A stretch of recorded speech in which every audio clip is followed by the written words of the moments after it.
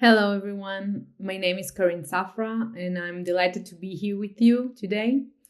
A big thank you to Product School for inviting me back. Today, I'm excited to dive into prioritizing solutions from real user pain. So let's start.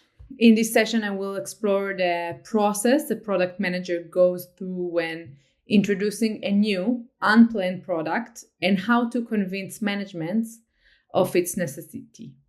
I'll cover using existing solution versus building a product from scratch and reprioritizing the product roadmap to accommodate the new product.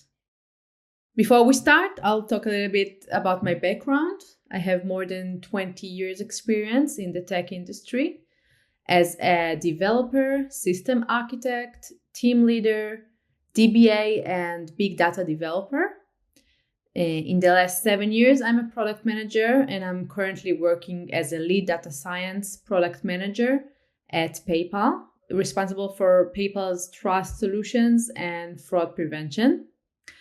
I've had the privilege of working on numerous projects that leverage vast amounts of data to deliver meaningful results. I'm excited to share my knowledge and insights with you in this session.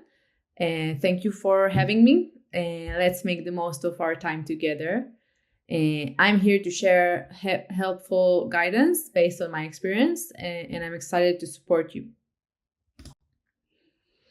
The agenda for today is to go over the challenges and identifying the need for a new product, the use of existing solution versus building one from scratch, crafting a compelling business case for a new product in order to get management buy-in, and reprioritizing and integrating the solution into an already packed roadmap.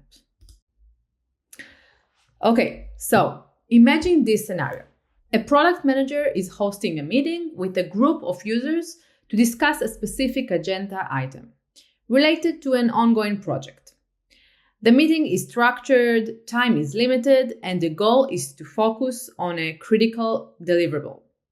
However, as the discussion begins, one user brings up an unrelated pain point, a significant challenge they are facing that has nothing to do with the meeting's purpose.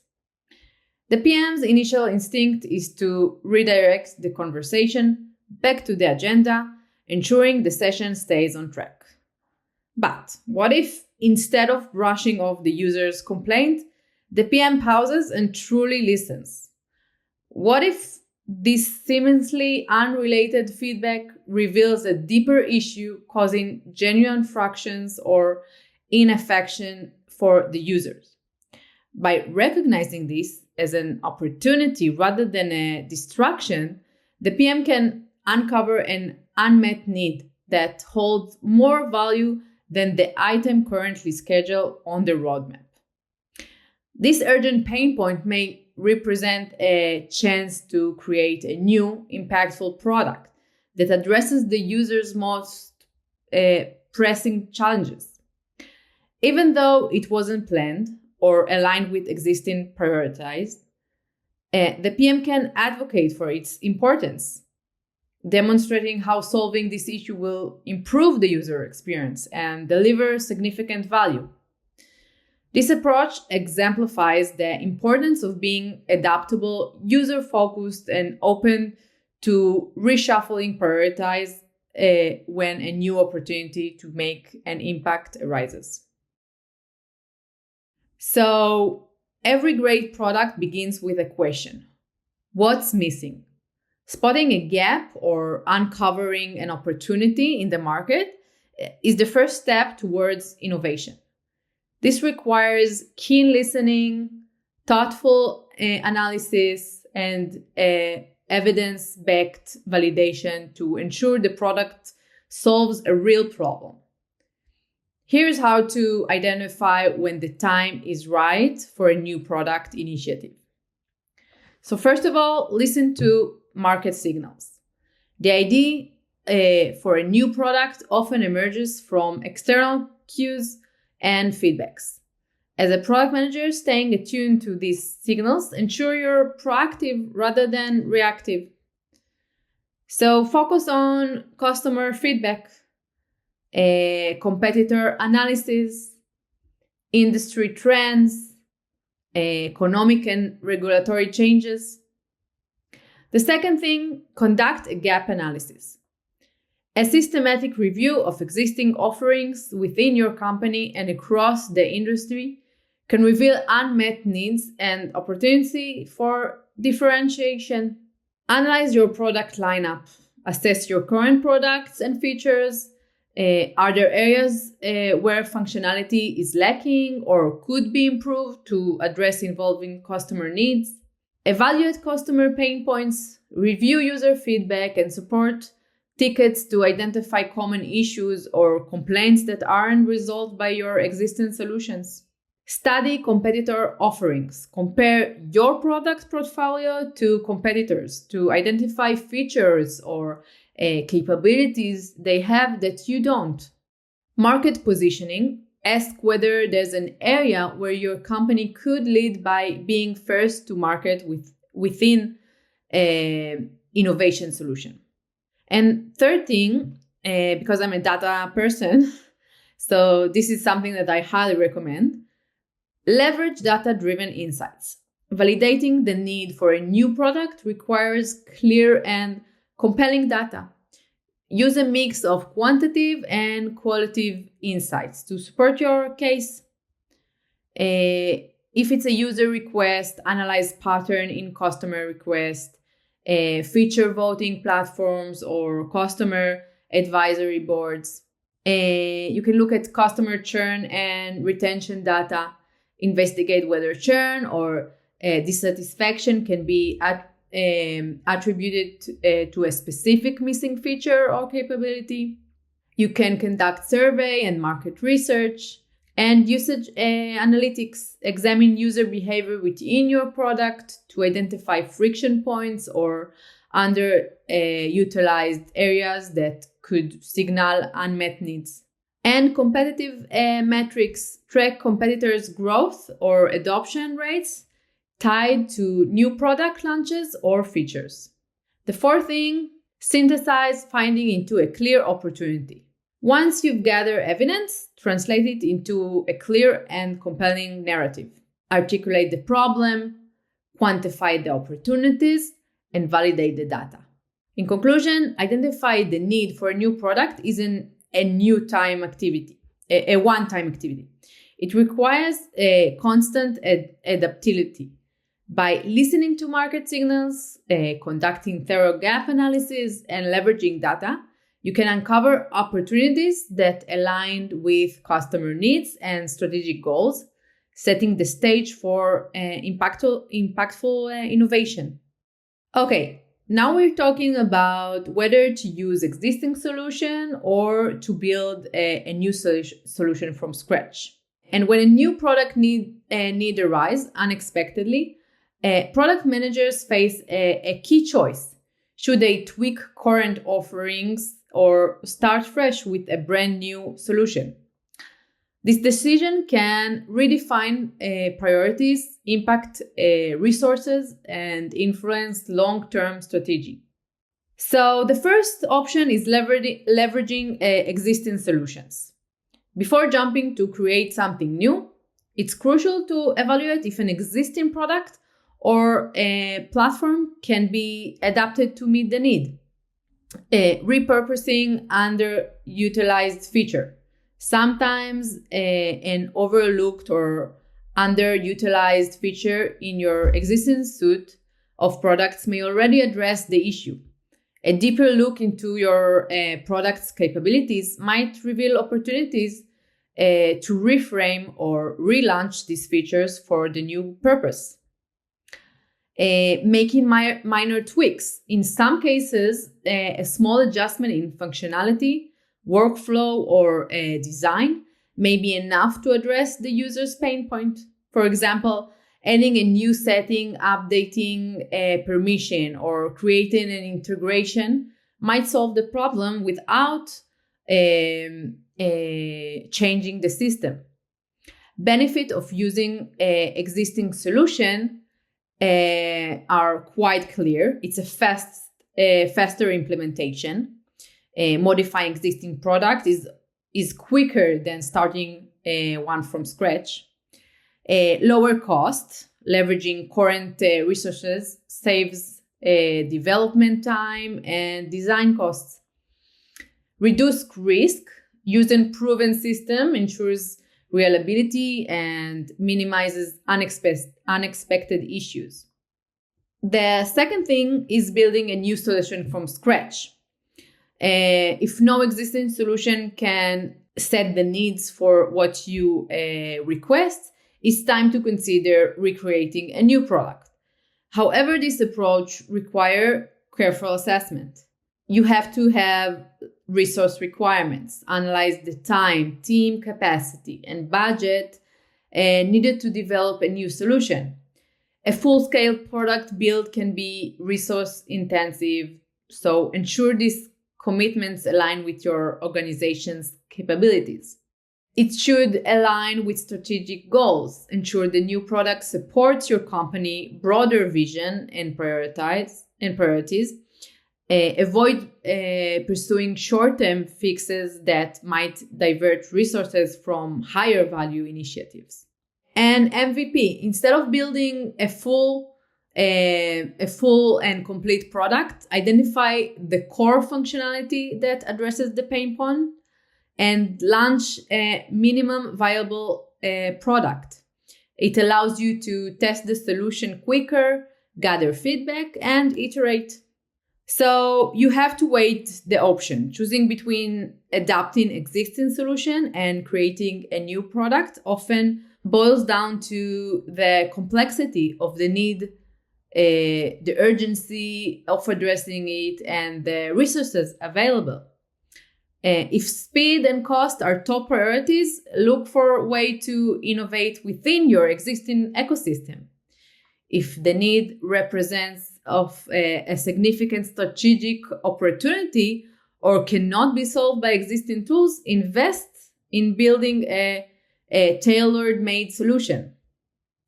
By thoughtfully weighing all of your options, you can make a well-informed decision that delivers the most value to your users while aligning with your organization's goals. Okay, now we're in the part of management buy-in and reprioritizing. So a well-crafted business case helps articulate the necessity and potential impact of the product while addressing concerns around resources, risk, and strategic alignment.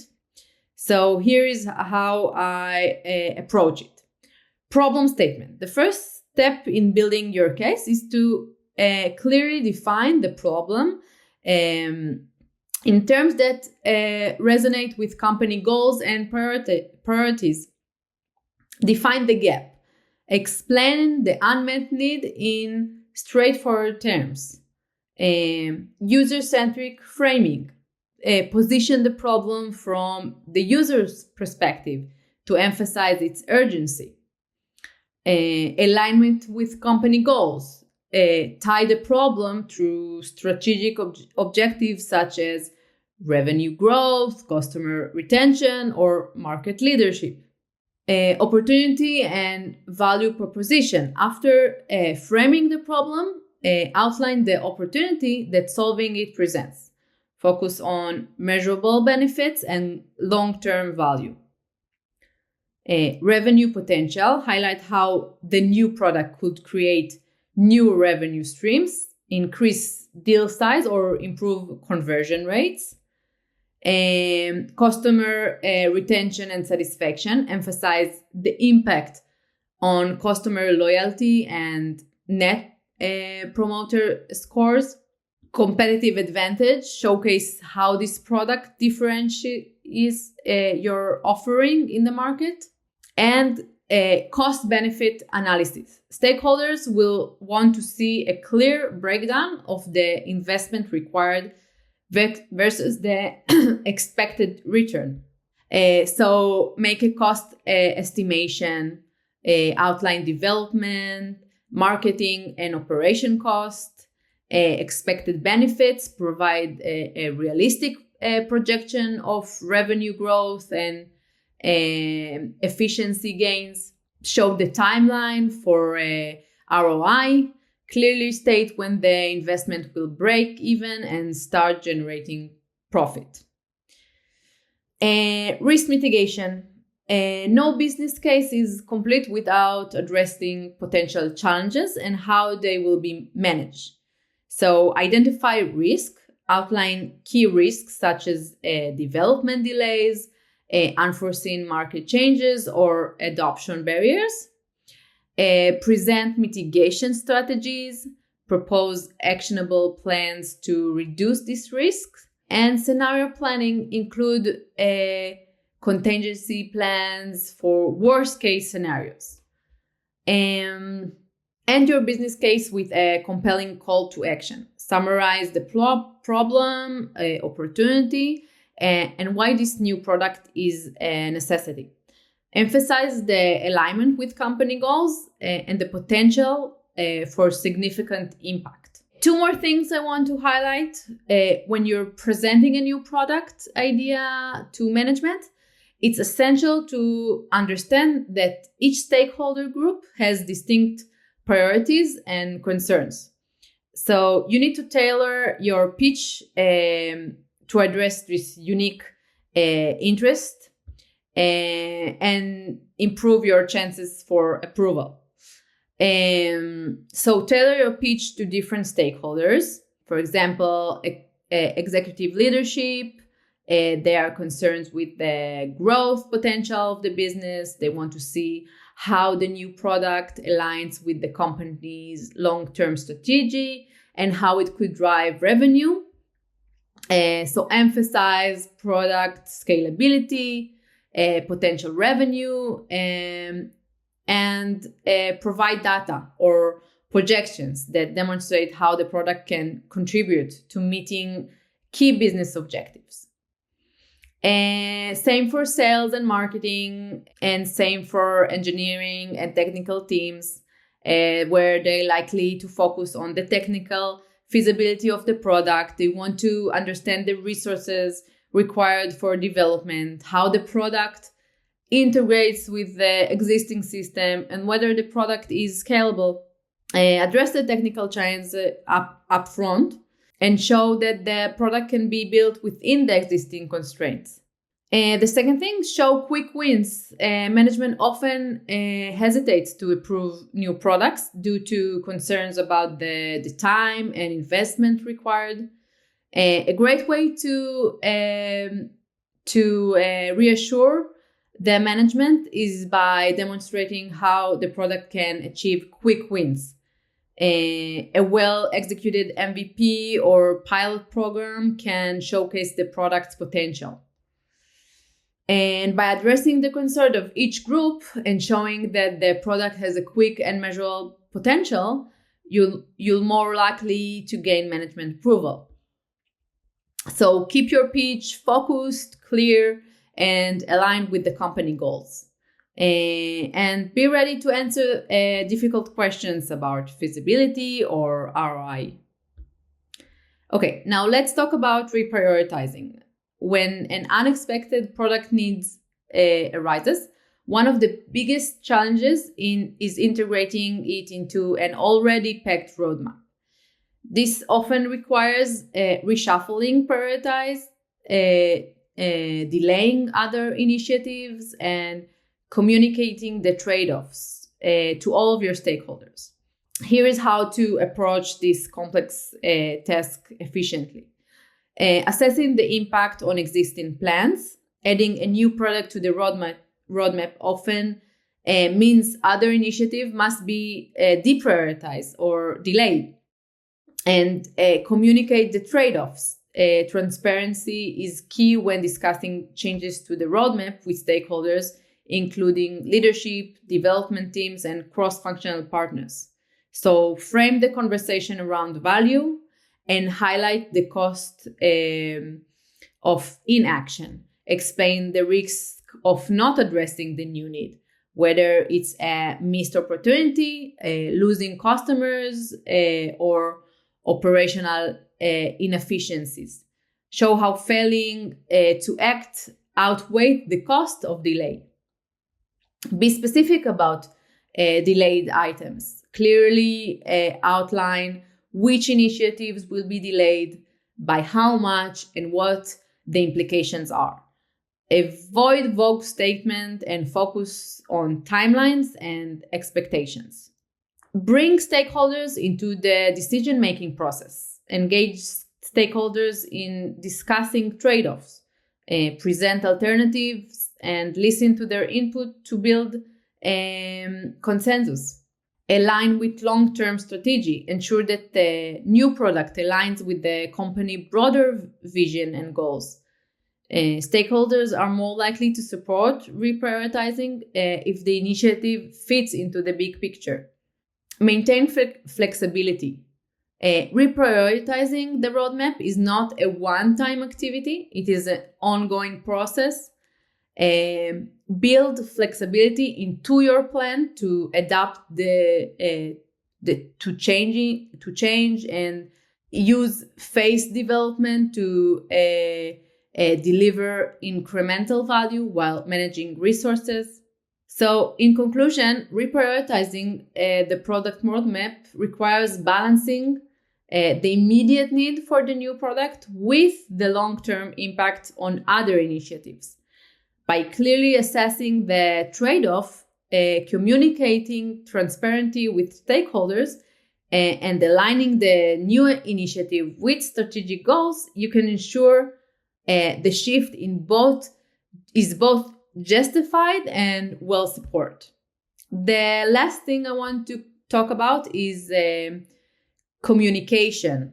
Okay, so effective communication with stakeholder is critical throughout the life cycle of a new product, particularly when it was introduced unexpectedly or outside the original roadmap. Keeping management and other stakeholders informed foster trust, ensure alignment, and help addresses concern as they arise. Here's how to establish a strong communication framework. So the first thing is set clear expectation from the start. Clearly outline what stakeholders can expect during the development process. Define success metrics in advance. Establish measurable outcomes that align with stakeholder goals. Agree on communication. Decide how often updates will be shared and through which channels, whether it's a weekly status meeting, monthly reports, or real-time updates through dashboards. Provide regular progress updates. Frequent updates keep stakeholders informed about the project status and demonstrate transparency. Highlight key milestones. Share progress at critical stages such as design, MVP launch, or initial feedback reviews. Use visuals like Gantt chart or timeline just to illustrate progress clearly. Celebrate wins.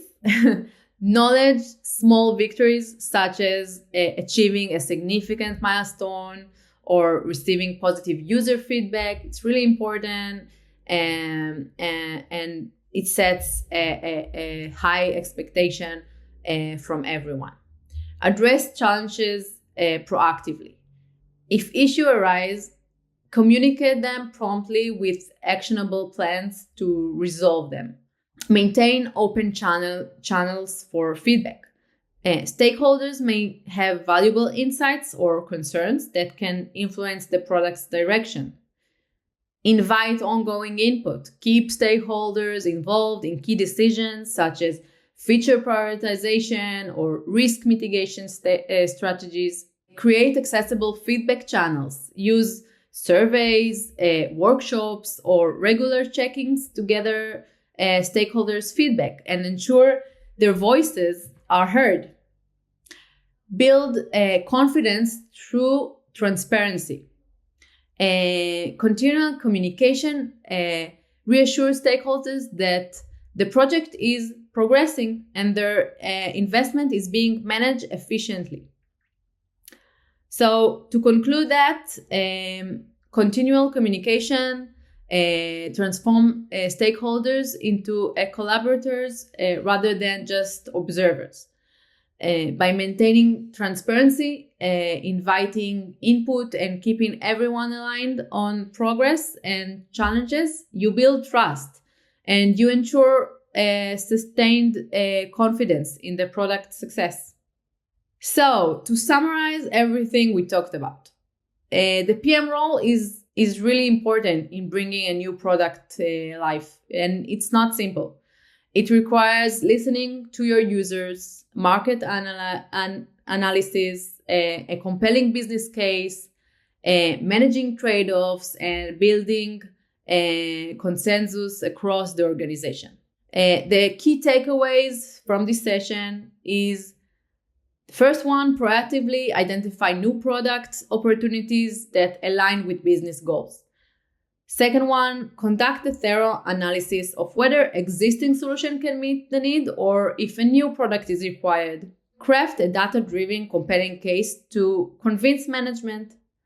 4, be transparent about trade-offs and reprioritize the roadmap accordingly. The last one, use agile development and continual communication to ensure successful execution. Thank you, everyone. I hope this session provided you with valuable insight. Thank you for listening. My success from this session will be if next time you hear your user express concern or complaints about something, you will think about this session and you will try to listen to them and see it as an opportunity to uncover potential areas for growth and improvement. If you have any questions or need further information, please feel free to reach out. Thank you so much for listening. Bye.